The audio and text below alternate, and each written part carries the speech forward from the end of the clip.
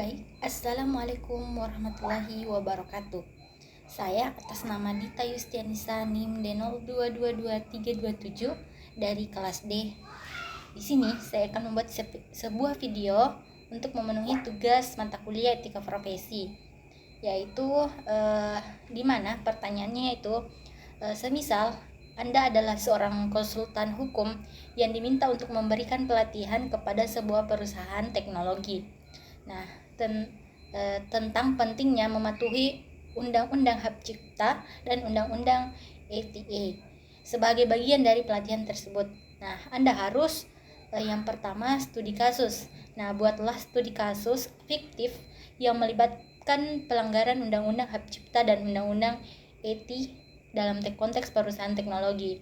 Nah, studi kasus harus mencakup data spesifik yang memungkinkan identifikasi pasal-pasal yang relevan dari kedua undang-undang tersebut. Nah, yang kedua, analisis hukum.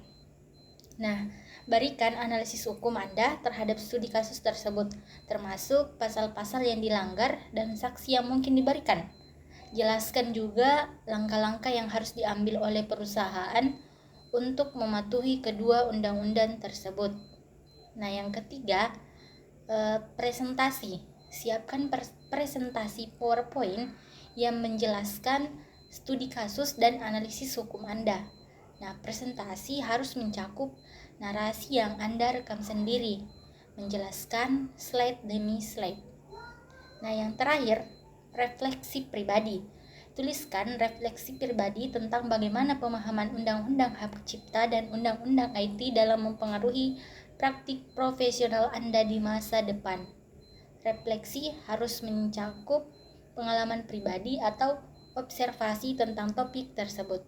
Sekian dari soal itu. Baik, yang pertama kita membuat studi kasus. Nah, di sini kita disuruh untuk membuat studi kasus fiktif.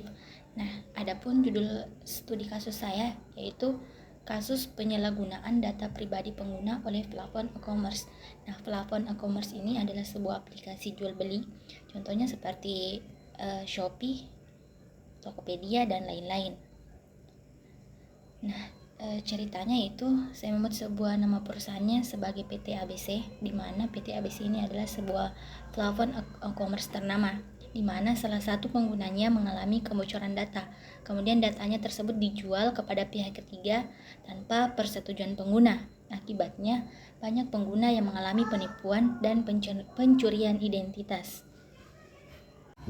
Adapun pasal undang-undang yang dilanggar dari kasus penyalahgunaan data pribadi pengguna oleh platform e-commerce.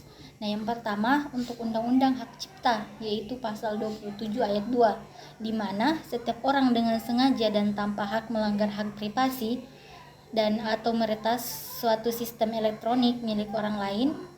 Dan yang kedua, pasal 28 ayat 1, di mana setiap orang dengan sengaja dan tanpa hak mengakses, mengubah, menghapus, merusak, menghilangkan, memindahkan, mentransmisikan atau memanipulasi suatu informasi atau dokumen elektronik milik orang lain. Nah, yang kedua untuk Undang-Undang ETA, yaitu yang pertama pasal 32 ayat 1, di mana setiap orang dengan sengaja dan tanpa hak melawan hukum melakukan intersepsi tanpa izin dan tanpa sepengetahuan pengguna atas informasi atau dokumen elektronik milik orang lain.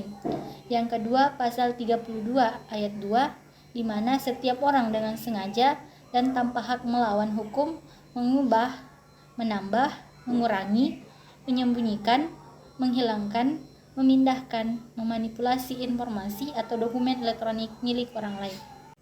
Selanjutnya, analisis hukum. Yang pertama untuk pelanggaran Undang-Undang Hak Cipta, di mana PT ABC telah melanggar hak privasi penggunanya dengan menjual data pribadi mereka tanpa persetujuan. Nah, PT ABC ini juga telah melanggar hak pengguna atas data pribadi mereka dengan mengubah, menghapus, dan memanipulasi data tersebut tanpa persetujuan. Yang kedua, untuk pelanggaran Undang-Undang ITE, di mana PT ABC telah melakukan intersepsi tanpa izin dan tanpa sepengetahuan pengguna atas data pribadi mereka. Nah, PT ABC juga telah mengubah, menambah, mengurangi, menyembunyikan, menghilangkan, dan memanipulasi data pribadi pengguna tanpa persetujuan. Adapun sanksi yang diberikan untuk melanggar Undang-Undang Hak Cipta yaitu pidana penjara paling lama 2 tahun atau denda paling banyak 500 juta. Nah, untuk pelanggaran Undang-Undang ITE yaitu pidana penjara paling lama 6 tahun atau denda paling banyak Rp 1 miliar. Sebagai konsultan hukum, adapun langkah-langkah yang saya dapat ambil untuk mencegah pelanggaran yaitu yang pertama, PT ABC ini harus menerapkan kebijakan yang melindungi data pribadi penggunanya. Yang kedua, PT ABC juga harus mendapatkan persetujuan pengguna sebelum mengumpulkan, menggunakan, dan membagikan data pribadi mereka. Yang ketiga, PT ABC harus menerapkan sistem keamanan yang memadai untuk melindungi data pribadi pengguna dari akses yang tidak sah. Dan yang terakhir, PT ABC ini harus memberikan edukasi kepada karyawannya tentang pentingnya melindungi data pribadi pengguna. Nah, dalam menentukan studi kasus dan analisis hukum, saya melihat referensi dari judul jurnal yaitu pemanfaatan data pribadi pengguna platform e-commerce dalam perspektif hukum hak cipta dan undang-undang ITE. Dan yang kedua, dengan judul jurnal yaitu perlindungan data pribadi pengguna platform e-commerce di Indonesia, yaitu analisis yuridis dan implementasinya.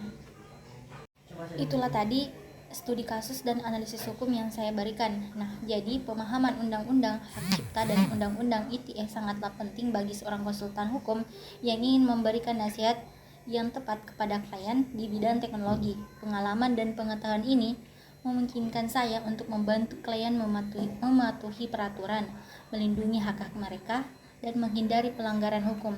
Saya berkomitmen untuk terus mempelajari dan mengembangkan keahlian di bidang ini agar dapat memberikan layanan yang terbaik kepada klien di masa depan. Sekian dari saya. Wassalamualaikum warahmatullahi wabarakatuh.